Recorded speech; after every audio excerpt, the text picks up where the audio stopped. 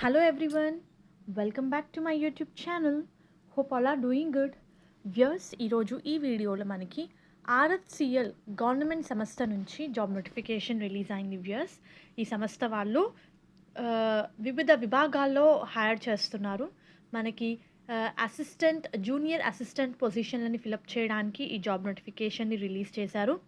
W3 and W6 లెవెల్తో అయితే పొజిషన్స్ని fill up చేస్తున్నారు. మరి ఈ పొజిషన్స్కి అప్లై చేసుకోవడానికి అర్హత ఏంటి, మన డిగ్రీలో ఎన్ని మార్క్స్ ఉండాలి, application process, application fee, complete details కూడా నేను మీకు ఈ వీడియోలో షేర్ చేస్తాను. వీడియోని అయితే స్కిప్ చేయకుండా ఎండ్ వరకు చూడండి. వ్యూయర్స్, మీరు ఇక్కడ చూడొచ్చు, స్టార్టింగ్ ఆఫ్ నోటిఫికేషన్లే చాలా క్లియర్గా ఇచ్చారండి పొజిషన్స్ అండ్ వేకెన్సీస్ అని చెప్పి. మీరు ఇక్కడ చూస్తే మనకి junior engineering assistant positions grade 2, engineering assistant, junior engineering assistant grade 2 mechanical, electrical, instrumentation and అలాగే junior engineering assistant chemical lab, office assistant పొజిషన్లు కూడా ఉన్నాయండి మనకి. సో చాలా మంచి జాబ్ నోటిఫికేషన్ అండి ఇది. మనకి ఆఫీస్ అసిస్టెంట్ పొజిషన్లు కూడా ఉన్నాయి. మనకి ఎన్ని వేకెన్సీస్ ఉన్నాయో కూడా చాలా క్లియర్గా మనకి నోటిఫికేషన్లో ఇచ్చారు. మనం ఇక్కడ ఆఫీస్ అసిస్టెంట్ పొజిషన్లు చూస్తే మనకి 6 ఉన్నాయి. అండ్ అలాగే ఇంజనీరింగ్ కేటగిరీలో డిఫరెంట్ డిపార్ట్మెంట్స్కి హైర్ చేస్తున్నారు. కెమికల్ ల్యాబ్ అని, ఇన్స్ట్రుమెంటేషన్ అని చెప్పి, అండ్ అలాగే ప్రొడక్షన్, కెమికల్. అండ్ ఇందులో కూడా అండి వీళ్ళు levels W3, W6 level through hire అయితే చేస్తున్నారు. మనకి నోటిఫికేషన్లో చాలా క్లియర్గా మెన్షన్ చేశారు కేటగిరీ ప్రకారము ఎవరికి ఎన్ని పొజిషన్లు వేకెన్సీలో ఉన్నాయి అని చెప్పి మెన్షన్ చేశారు. అండ్ ఈ రోల్కి అప్లై చేసుకోవడానికి వ్యూయర్స్ మినిమం మన డిగ్రీలో 60% మార్క్స్ వచ్చి ఉండాలి. అంటే మనకి ఓబీసీ వాళ్ళకి, ఎకనామికల్లీ అన్రిజర్వ్డ్ కేటగిరీ వాళ్ళకి, ఎకనామికల్లీ వీకర్ సెక్షన్ వాళ్ళకి 60% మార్క్స్ వచ్చి ఉండాలి. ఎస్టీ, ఎస్సీ వాళ్ళకి అయితే 55% మార్క్స్ వచ్చినా సరే మీరు ఈ పొజిషన్స్కి అప్లై చేసుకోవచ్చు. అసిస్టెంట్ పొజిషన్లకు అయితే మీరు డిగ్రీ ఏ స్ట్రీమ్లో చేసినా సరే ఈ పొజిషన్స్కి ఎలిజిబులే. రిమైనింగ్ అన్ని కేటగిరీలో కూడా కన్సర్న్ డిపార్ట్మెంట్లో డిగ్రీ అయితే మీరు చేసి ఉండాలి. మనకి ఇక్కడ చాలా క్లియర్గా పే స్ట్రక్చర్ ఇచ్చారండి, W3, W6 అని చెప్పి.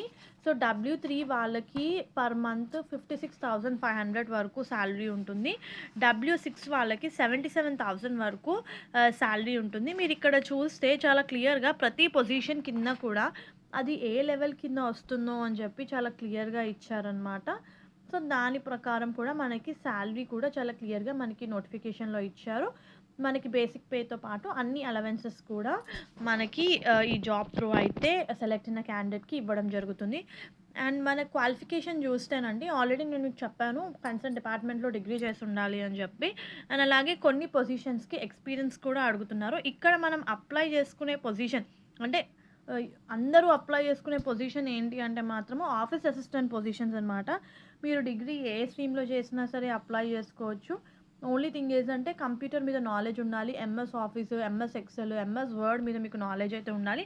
ఇక్కడ మనకి ఎక్స్పీరియన్స్లో కూడా ఎలాంటి ఎక్స్పీరియన్స్ అవసరం లేదు అని చెప్పి మెన్షన్ చేశారు.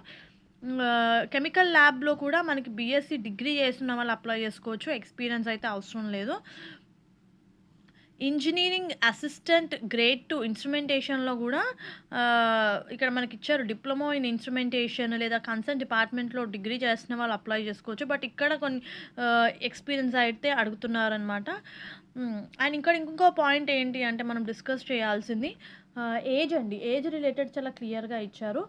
ఏదైతే పోస్టులు అయితే W3 లెవెల్ కింద వచ్చాయో అవి మాత్రం 18 ఇయర్స్ నుంచి 30 ఇయర్స్ లోపున్న వాళ్ళు అప్లై చేసుకోవాలి. W6 పొజిషన్ మాత్రం 18 ఇయర్స్ నుంచి 40 ఇయర్స్ లోపున్న వాళ్ళు ఈ పొజిషన్స్కి అప్లై చేసుకోవచ్చు అనమాట. సో ఆల్మోస్ట్ ఒక 3 పొజిషన్లకు తప్ప మిగతా అన్ని పొజిషన్లకు కూడా ఎక్స్పీరియన్స్ లేకపోయినా సరే అప్లై చేసుకోవచ్చు. నేను మీకు ముందుగానే చెప్పినట్టు 60% మార్క్స్ వచ్చి ఉండాలి. Unreserved, OBC, economically weaker section వాళ్ళకి, ఎస్టీ, ఎస్సీ, పీడబ్ల్యూబీడీ వాళ్ళకి 55% మార్క్స్ వచ్చినా సరే ఈ పొజిషన్స్కి ఎలిజిబులే. సో మెయిన్గా మీరు ఆఫీస్ అసిస్టెంట్ పొజిషన్స్ అయితే మీరు ఆల్మోస్ట్ అప్లై చేసుకోవడానికి ట్రై చేయండి. బికాస్ మీరు డిగ్రీ ఏ స్ట్రీమ్లో చేసినా సరే 60% మార్క్స్ ఎస్టీ ఎస్సీ వాళ్ళకి, పీడబ్ల్యూడీ వాళ్ళకి 55% మార్క్స్ వచ్చినా సరే మీరు ఈ పొజిషన్స్కి అప్లై చేసుకోవచ్చు. ఎలాంటి ఎక్స్పీరియన్స్ కూడా అవసరం అయితే లేదు. అండ్ ఇక్కడ ఇంకొక ఇంపార్టెంట్ ఏంటంటే మనం అప్లై చేసుకునే పద్ధతి అండి. అప్లై కూడా మొత్తం కంప్లీట్గా ఆన్లైన్లోనే అప్లై చేసుకోవాలన్నమాట. నేను డేట్స్ కూడా నేను మీకు ఇప్పుడు షేర్ చేస్తాను. అండ్ మనకి ఎలాంటి నెగిటివ్ మార్కింగ్ లేదండి. సెలెక్షన్ ప్రాసెస్లో మనకు ఒక రిటర్న్ ఎగ్జామినేషన్ కండక్ట్ చేస్తున్నారు. అండ్ ఎలాంటి నెగిటివ్ మార్కింగ్ కూడా లేదనమాట. అండ్ ఇక్కడ reservation and concession and relaxation అని ఇచ్చారు. యాజ్ పర్ ది నార్మ్స్ కూడా మనకి రిలాక్సేషన్ ఉంది అని చెప్పి ఒక పాయింట్ అయితే హైలైట్ చేసి ఇచ్చారు. నెక్స్ట్ అప్లికేషన్ ఫీ అండి. నాన్ రిఫండబుల్ ఫీ 200 రూపీస్ అయితే తీసుకుంటున్నారు. దీంతోపాటు బ్యాంక్ ఛార్జెస్ అని ఇచ్చారు. అవన్నీ కూడా మీరు ఆన్లైన్లోనే పే చేయాల్సి ఉంటుంది. అన్రిజర్వ్డ్ కేటగిరీ, ఓబీసీ, ఎకనామికల్ వీకెండ్ సెక్షన్ వాళ్ళకి 200 రూపీస్ ఫీ ఉంటుంది. ST, SC, ex service man, PWBD క్యాండిడేట్స్కి అయితే ఎలాంటి ఫీ పే చేయాల్సిన అవసరం అయితే లేదు. సో 200 రూపీస్ అయితే ఫీ అయితే ఉంది రిమైనింగ్ వాళ్ళకి. ఇప్పుడు అప్లై చేసుకునే విధానం చూస్తేనండి, ఇక్కడ ఆల్రెడీ మనకి వెబ్సైట్ లింక్ ఇచ్చారు. ఈ లింక్ త్రూ అయితే మీరు అప్లై చేసుకోవచ్చు. అప్లికేషన్ ప్రాసెస్ మనకి 10th ఫిబ్రవరి నుంచి స్టార్ట్ అవుతుందండి. ఆన్లైన్లో అప్లికేషన్స్ని యాక్సెప్ట్ చేస్తారు. 10th మార్చ్ వరకు కూడా మీరు అప్లై చేసుకోవచ్చు. ఇక్కడ మనకు ఆల్రెడీ సైట్ లింక్ ఇచ్చారు. దీని త్రూ అయితే మీరు అప్లై చేసుకోవచ్చు. Only 1 application per candidate per post is allowed అని ఇచ్చారండి. సో ఒక్క క్యాండిడేట్ ఒక్క పోస్ట్కి మాత్రమే అప్లై చేసుకోవాలి అని చెప్పి ఒక పాయింట్ అయితే హైలైట్ చేసి ఇచ్చారు.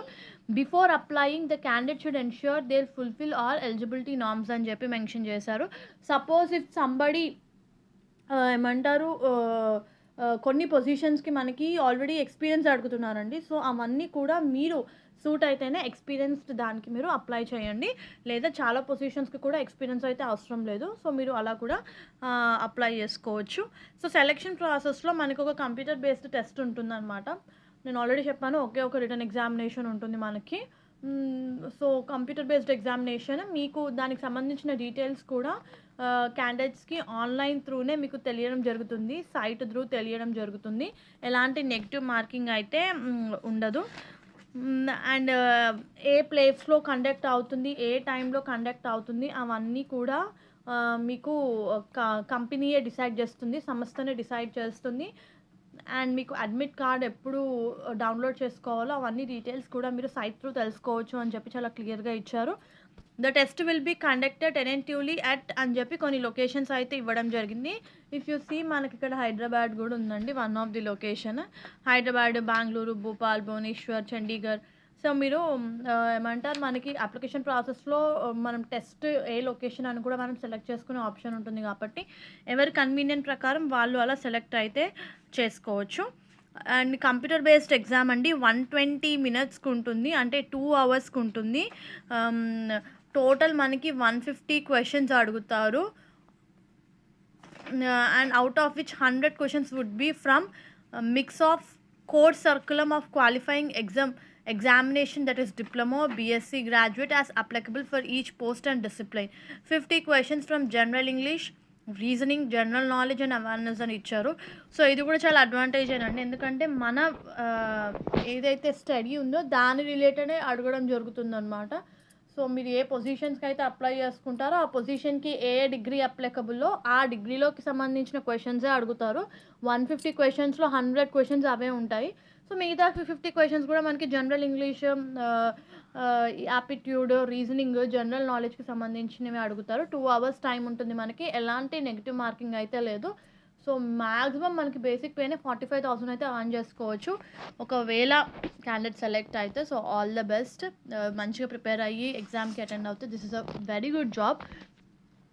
అండ్ ఫైనల్ సెలెక్షన్ కూడా మనకి ఇక్కడ ఇవ్వడం జరిగింది. Final selection of candidate shall be made on based on the marks obtained in the computer based exam అని చెప్పి ఇచ్చారు. సో చాలా వండర్ఫుల్ జాబ్ ఆపర్చునిటీ అండి. సో ఇండియన్ సిటిజన్స్ మాత్రమే ఈ పొజిషన్స్కి అప్లై చేసుకోవడానికి ఎలిజిబుల్. మీకు అప్లికేషన్ ఫీ రిలేటెడ్ కానివ్వండి, ఇంకేమైనా డౌట్స్ ఉన్నా, క్వెరీస్ ఉన్నా సరే మనకి ఇక్కడ ఈమెయిల్ ఐడి ఇచ్చారు, దాన్ని మీరు క్వశ్చన్ చేయొచ్చు అని చెప్పి అడిగారు. సో లాస్ట్ డేట్ ఈ పొజిషన్స్కి అప్లై చేసుకోవడానికి 10th మార్చ్ అండి. 10th మార్చ్ వరకు అప్లై చేసుకోవచ్చు. Date of commencement of online application వచ్చేసి మనకి 10th ఫెబ్ నుంచి ఆన్లైన్లో అప్లికేషన్స్ అయితే యాక్సెప్ట్ చేస్తున్నారు. Cut off date for reckoning eligibility for all purpose వచ్చేసి మనకి 29th Feb అని ఇచ్చారు. If you want to do any changes after applying మీరు 29th Feb వరకు చేసుకోవచ్చు. బట్ లాస్ట్ డేట్ మాత్రం అప్లై చేసుకోవడానికి 10th March అనమాట. సో నేను అప్లికేషన్ లింక్ నేను మీకు కింద డిస్క్రిప్షన్ బాక్స్లో ప్రొవైడ్ చేస్తాను, అండ్ అలాగే డైరెక్ట్ సైట్ లింక్ కూడా ప్రొవైడ్ చేస్తాను, ఒకసారి రిఫర్ చేసుకోండి. హోప్ ఈ వీడియో మీకు యూస్ఫుల్ అవుతుంది అనుకుంటున్నాను. Viewers please do like the video, stay tuned the channel and subscribe channel for all latest job updates. Viewers please do like the video so that needy people వరకు అయితే information చేరుతుంది. And all the best for your upcoming interviews. Thank you.